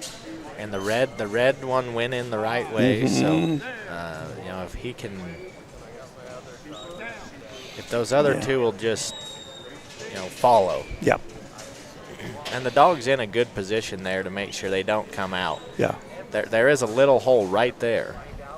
There, I think he's got him now. It's a good thing that red cow just stood there and drew those other ones out. Yeah. You could see that Walt was getting a little bit confused as far as what Tim was asking him. He wanted to go gather up that red cow because he was moving away, and genetics said, no, we can't do that. We got to have him back, and I got to control him. You could see him looking back and forth at the 2 cows that he needed to lock on and the one that Walt was trying to keep him off of. So good flank there. There you go. Now just flank him around. He made sure that the first one didn't pop its head to the right. That's a good work. That's not that wasn't an overflank. Just wrapped him around. Yeah, good work there.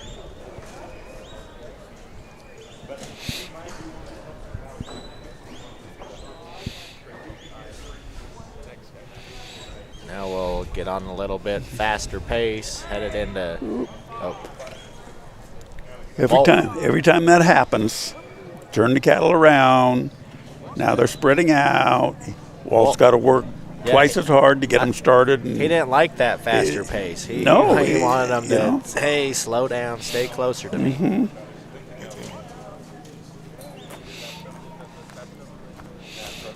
That's frustrating when you're out there and your dog does that on their own. And, you hear these competitors with their correction, whether that's, hey, what are you doing, or stop, or don't, or whatever correction they use.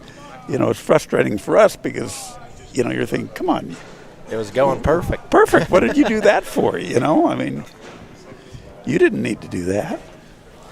One out the side. One out the side. He'll have to do a little helping because they're kind of bunched up here. The first one out the side, 2 out the side is no good. He's got to regather them and start that all over again. He still has time. He's got a minute plus. The buzzer in the background would have been for the upper arena.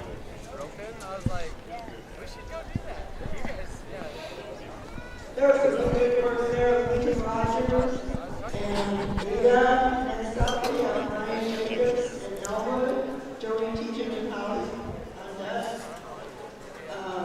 Lincoln Rogers had a score of 180 and a time of 6. He's got them gathered up again. He'll wrap them around. Probably, be a little bit more tactical here. Walt again did that on his own, and I think that heel bite wasn't tactical. No, and that was Walt's decision. They just weren't moving, and Walt wanted them to move. He said, boss, you don't know how much time we don't have. Yeah.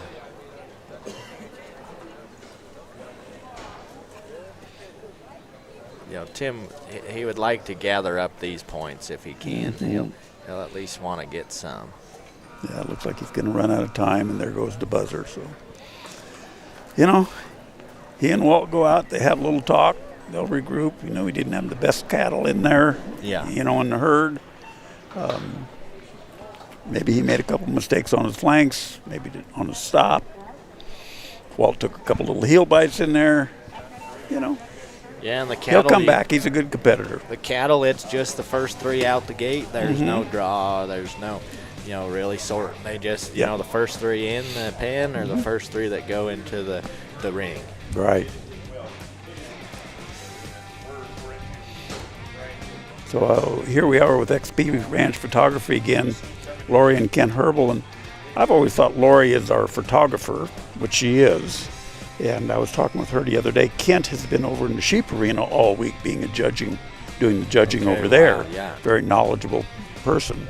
And talking to Lori, and she says, most people don't know that Kent's as much of a photographer as I am, and he takes just, a lot of pictures as well. So maybe they're on the road a lot. Kent gives a lot of stock dog clinics all over the U.S. I mean, he flies his dogs from one coast to the next sometimes. Yeah, so that's incredible.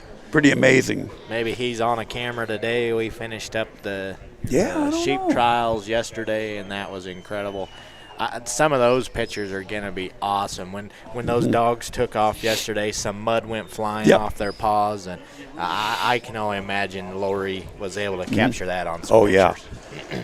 And that was good for the 4-H kids here to have a dog wash. Yeah, They were real busy the last few days and the first few days of the week.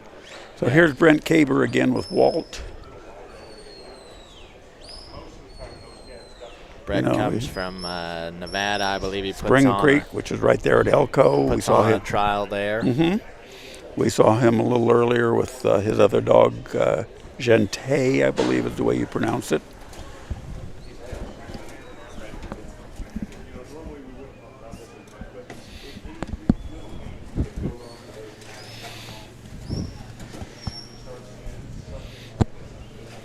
Yeah, so many good dogs here this weekend. It's hard to pick favorites, but you do pick favorites. And there's Pick dogs, you just like their style. Yeah.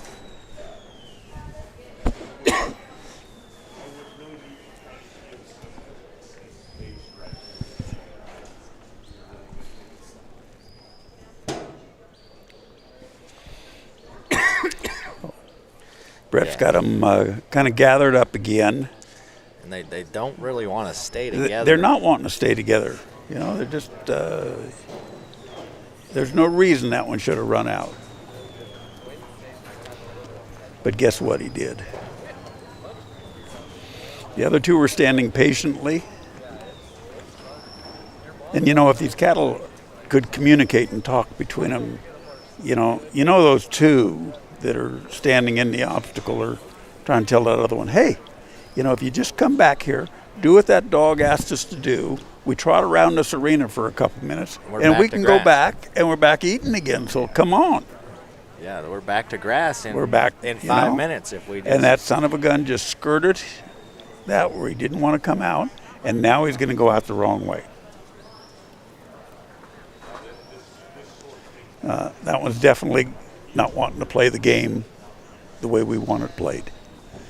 So this is really frustrating, both for the dog, I would assume, and for the handler. So what can I do to solve this problem? How can I correct it? Sometimes we want to just immediately blame the cattle, but in a lot of cases, it's something that we have done. Maybe we don't even know that we've done it or that our dog has done it.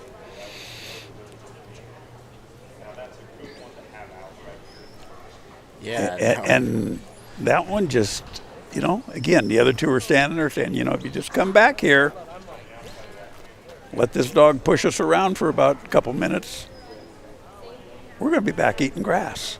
You think Walt's only thinking the same thing. Geez, I could be down there laying underneath the trailer. The sun's out today. I'll be sunning myself. I'm not going to be cold or anything like that. Looks like the cattle are slowing a little bit, but obviously that habit has been formed to go to the wrong side. But looks like Brett gathered them up and he got them through now. Yeah. And you could see where he had to overcompensate his flank to keep that one in the correct place, going in the right direction.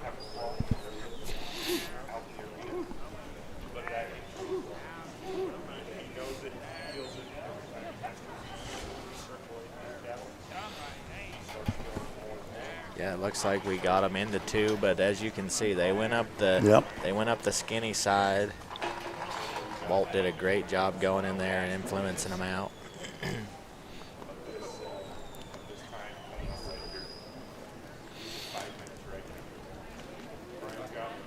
That one just didn't get the memo this morning, did he? Nope. No. Now we gotta, again gather them back up. Now the red one wants to take off.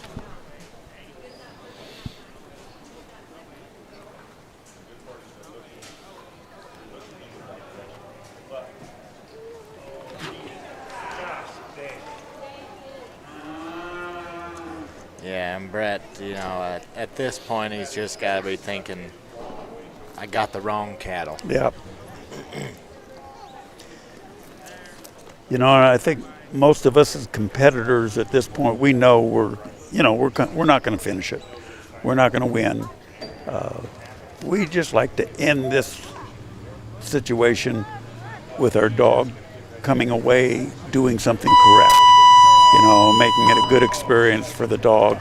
Doesn't really matter about us because we've got different emotions. We need to make that dog feel like he's done the correct thing. Yes. So, and by no means has this been Walt's fault. No. That was Ryan Jacobs and Elwood with a score of 225, time of 6 minutes. Our last dog in our class is currently leading on the way in. So he's got another few seconds here, and the buzzer's going to go off, and he and Walt going to go out, maybe have a little talk about what they did, what they could do better, and come back next time, and they will be better. This whole thing is just about trying to make the dog work good, having a good experience, and gaining confidence, gaining more, a better ability to do the job correctly, and getting better as we go along. And the course today is the toughest of the week. It's very difficult. It is not easy. Yeah, it's not a for gimme. anyone. Yeah, it's not a gimme. You'll see some of the better competitors and dogs not be able to get through it. Yeah. We just kind of witnessed that in the arena in front of us, in the Loyal Life arena in the nursery class. Ryan Jacobs and Elwood timed out. That's a classy dog, and Brian's a good handler.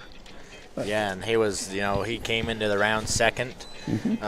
So in a few minutes, if you hear some stomping in the bleachers and some cheering, that's because Lori Tejan is in. She came in first, so she's going to hope to have a clean run in that Loyal Life arena, and that is the nursery dog finals. Yeah. Okay, we've got Dusty Oregon Dixie. Dusty's from Mountain View, Wyoming. He's running 2 dogs this week.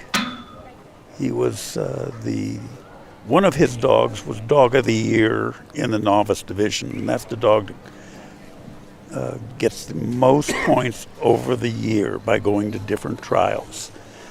So he came out on top in the Novice division. Brent Mattaroli from California was right behind him by a little bit. So he's reserve Dog of the Year with his dog Flynn. Both those individuals will be trialing in the intermediate class. Yeah, they automatically move up. This is their last novice trial. Which they'll come back next year in obviously a little bit tougher division. Yes. That's an accomplishment of its own to move up in divisions. Absolutely. Be proud of that. It's tough working these dogs and traveling and accumulating those points. And, some trials you go to, some you win, some you place, some you don't. Yeah. You know. It's all a combination of points. Yep. So you can go to a lot of them and accumulate no points, or you can go to a few of them and accumulate a lot of points. Yep. So, you got to work at it. Yeah, and he's trying to gather them up to go into the right of, 2. Right. Right as we look at it here on the screen. Wrap them around quickly, as you can see. This is a really tough obstacle. It is. That sharp U-turn, the cattle don't see it. They see the opening and they go forward, and then if your dog puts pressure on them, then they go into that little narrow alleyway that we think they wouldn't go into, preferably. Yeah, all with there's so many holes open. You might forget about one like they just happened, and the red cow never even made it in. Yeah. So, it's kind of a testament to Steve White and his crew in setting these things up. And every day we've seen these obstacles changed and get a little bit tougher. The first day Steve makes it pretty easy. I shouldn't say pretty easy. He makes it easy on the cattle. Yeah.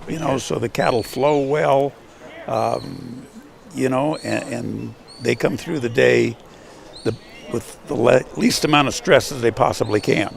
And as the days get further on into the finals, he just toughens up these obstacles. And here we are in the finals with the top handlers in each class. And he's made them tough. Yeah. Yeah, and Dusty's doing an incredible job. Made it through that zigzag. And he's only at 3 minutes right now, headed to this obstacle, which if you can keep him pointed in the right direction. He got him wrapped. And he's got him wrapped. He's going to have a nice score if he can keep this going. These cattle have wanted to travel from one obstacle to another. Yep. And there goes that lead Brockleface. Now, Dusty's a good stockman, and he's a young man. I don't know how old he is, but he knows cattle. He reads them well. He's quiet. in this little sort, where the number 5 is, on the opposite side, it's a panel and a half shorter, so those cattle can skip out that side if they have to. Like you see there, Dixie went in to pressure him towards the panel, but got a little too much. That one skirted around. And, he's in good position, though. Dusty is himself, because he needs one to go out the side. One out the side. The only problem there is now the cattle are paying attention to both ends of and he's got them kind of all bunched up. He's got to get one to move and the other two not to, so he can step in and make the sort. Yeah, without Dixie getting too aggressive. And he's still fine. He's okay. He's okay. He's still okay. And if he can leave the red one out. Well, see, now they've mixed. Okay, so the fact that there is a red one and we can tell which one's which, the rule is once they mix, they got to start all restart. over. Okay. Yeah. Because they could have been 3 black ones, and how would you tell? How would the judges know? Yeah. So if he could have kept that one separate and turned it around, brought it through, he would have been all right. And separate could have been simply the dog between the 2 cattle at some point? Yeah, I think the judges have to make that call. Yeah. They would, you'd hear the judges say, reload. Yeah. And they'll let them know. Yeah. And I guarantee you, these judges up here, they know what they're doing. They got their eye on it. They've been doing it all week, and they're professionals in what they do, and you don't want to argue with them.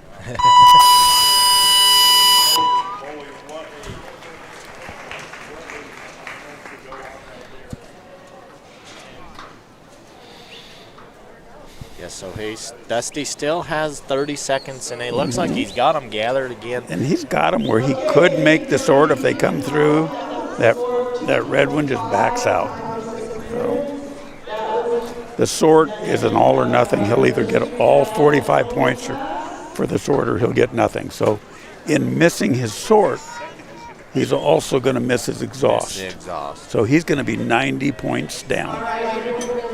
which is a lot because a lot of points. he came in third place. There has been people finish the course. Yes. Points are number one in terms Then of time. final standings, and then time. So anyone that came in with a 540 and then also got a full points Yes. are going to automatically move ahead. Gonna beat him. Which is pretty tough because you can fall from third to in a heartbeat, down real so. quick. So and you can move up real quick. Also, we've seen this week. Once you make your run, it's up to everybody else. You've done the best you could, and they've got to come get you. Yeah. And you can put the pressure on if you're in 20th place because if you finish, Yeah. everyone else needs to finish. They got to. Yeah. The one thing about being first out is no matter what happens, when you come out of the arena, you're in first place. You're in first place. And they got to come get you. Yeah, So- that's a good place to be then. JB Water Services just before S4 Stock Dogs. Look them up, call them. Both of those are John Stottlemyre from Oklahoma in the water well business and also the stock dog business. Champion Buckle sponsors, they're on the screen again. Can't do it without them. Yes, absolutely. All the sponsors are fantastic. Okay, here we have Shane Ellenwood with Roxy. Shane's been in the arena before, so this will be the second run in the finals. We're down to the top two in this division. I think so, yeah. Shane comes in with a full points and a time of 5:51. Yeah. So we were saying before, I can't remember who it was, had like a 7-minute total. And we said, well, that's 3.5 minutes a run. Here Shane is coming in, and he's at 3 minutes to run, less than. Yeah, so his goal, he can take some time. He's going to want to finish. Yes. I don't know where everybody else is standing right now. We haven't seen those standings for a while, but he definitely needs to have a full score. Yeah, and he knows that. He's been watching. He knows what's happening, and his game plan is finish. Yeah. And finish clean. And he's a good enough stockman. He can read his cattle. He knows what's happening as long as he's, we don't want to pressure up. Yeah, keep them together. He's already, learning what these cattle are going to do. That one just skirted around there, didn't he? But, And Shane's going to pay attention to that, Right. He noticed that calf was maybe the one that didn't want to cooperate as easily. Kind of hanging back. We've got to push that one up and get him with the other ones. Let's not pick a fight now, Roxy. Yeah, maybe let them gather together a little on their own for a second.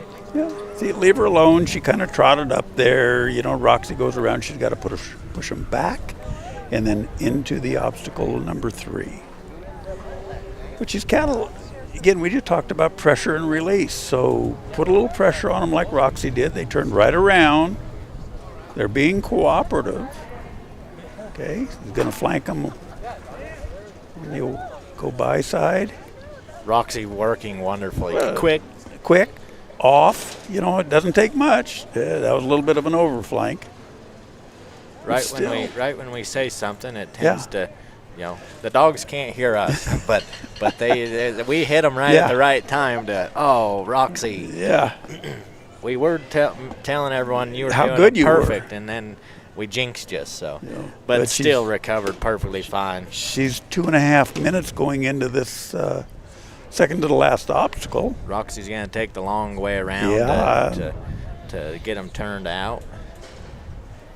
But she's so quick; she can get around the Yeah. face, and those cattle don't spook or And scatter. you got to know your dogs too. Some of these dogs are a little bit faster than others, and by being a little faster, they'll put a little bit more pressure on the dogs. Some of these dogs have way more eye, where they just stand and look at a cow, and they're going to turn around. So this is a heck of a run for Shane. He's got They're all going bunched up, so he's going to need to get there awful quick. But those cattle are respecting every movement at this point. There you go. He's already making his way to his gate, Yep. walking backwards. That was a good move. We haven't seen that No. yet today. He was halfway there, so Yep. gets the gate open. Roxy kept him gathered right up. He's going to be another 3.5-minute run. Very consistent on the week. Pretty darn nice. Pretty darn nice. So he was about 6 minutes, a hair over 6 minutes. So he's going to be a total of maybe 9.5 minutes for 3 runs. Yeah, and Will Lissel, a 3:27, as you can see on Okay. the official scoreboard. The timer on our screen went a little bit long just because the wind was blowing some stuff Yep. around they were taking care of. So a 3:27. Before we're going to start with the junior handlers. So junior handlers can take it easy for a minute. You got about 20 minutes before your handlers meeting. Now we're down to the last I think one. we're done. Yeah, I think so. And this might be Dusty Org again. Shane put a good run down. The pressure's on. He's clean. We could unofficially guess he's in first place. I think so.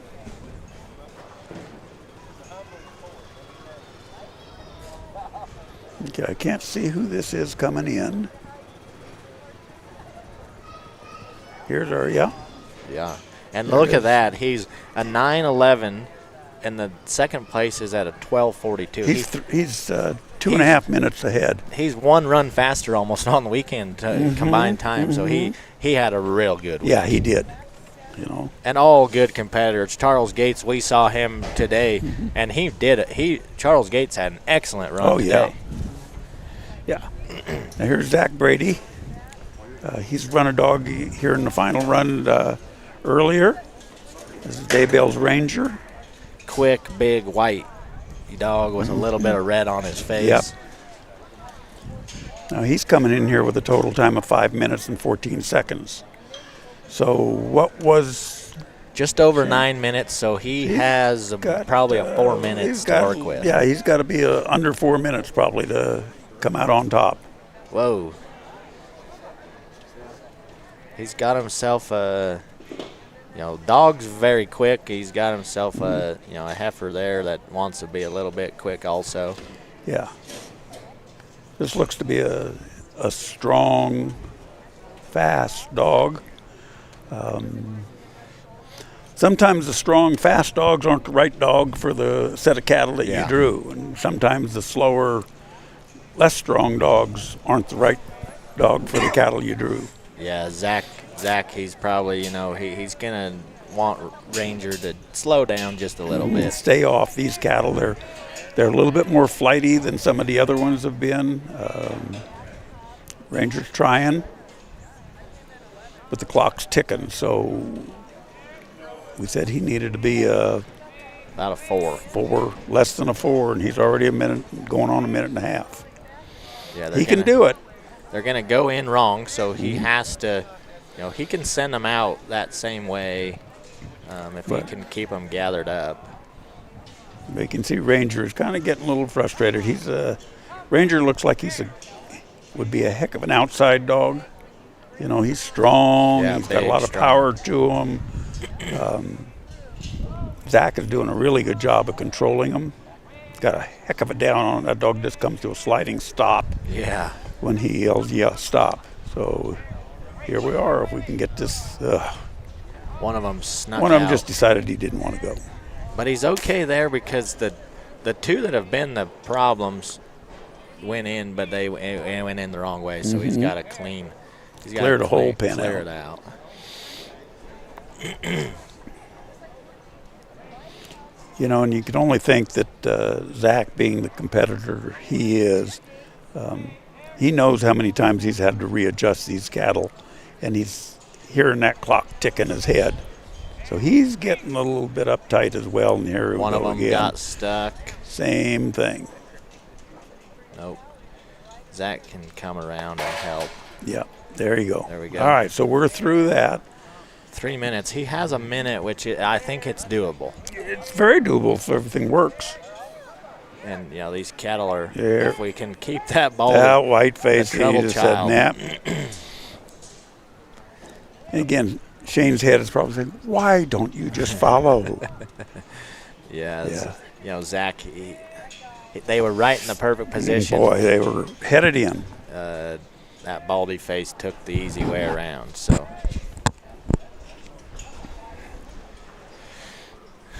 gather them back up, get through the zigzag.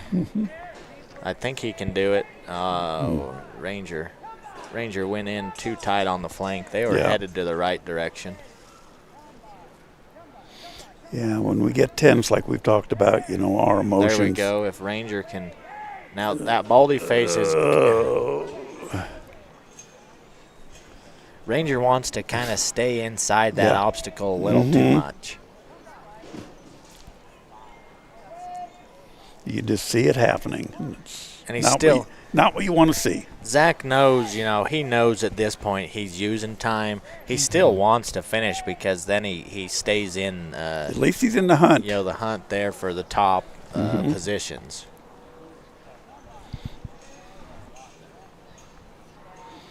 And he's got almost 2 minutes to finish and you know, get a full score. Ranger is the dog that is big, has a presence. The cattle know he's there. He might just work a little bit too close for this set of cattle. Yeah. You know, like right here, he that baldy.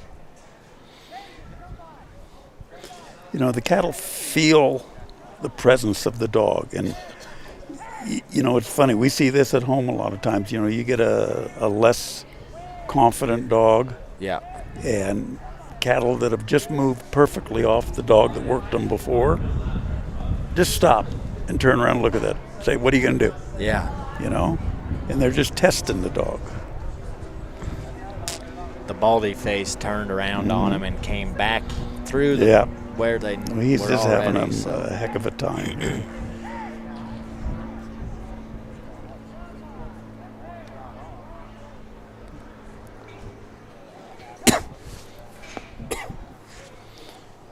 Yeah, I think at this point Zach is just saying, come on, Buzzer, just go off. Yeah. You know, and some obstacles get different handlers and dogs more troubles than others. Yeah. We haven't seen one obstacle be the single obstacle that's ruined runs, right? We've seen number one be the hardest and number all the way through. Yes.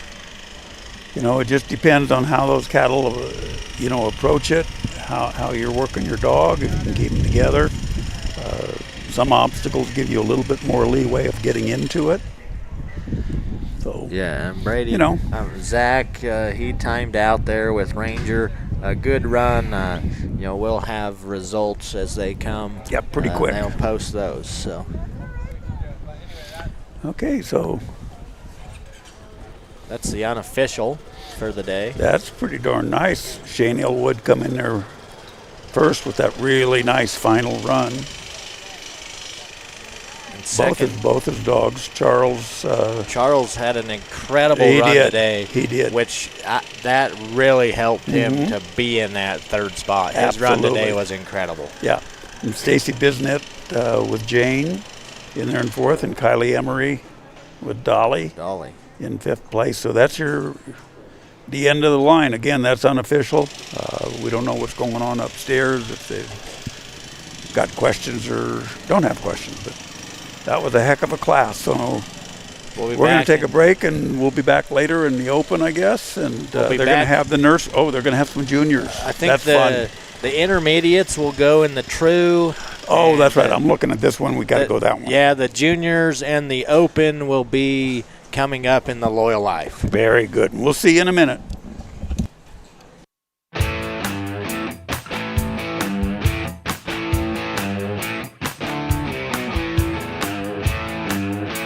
Live from Afton, Wyoming, it's the 2023 Mountain States Stock Dog Association National Finals, presented by Nutrena. What's inside counts.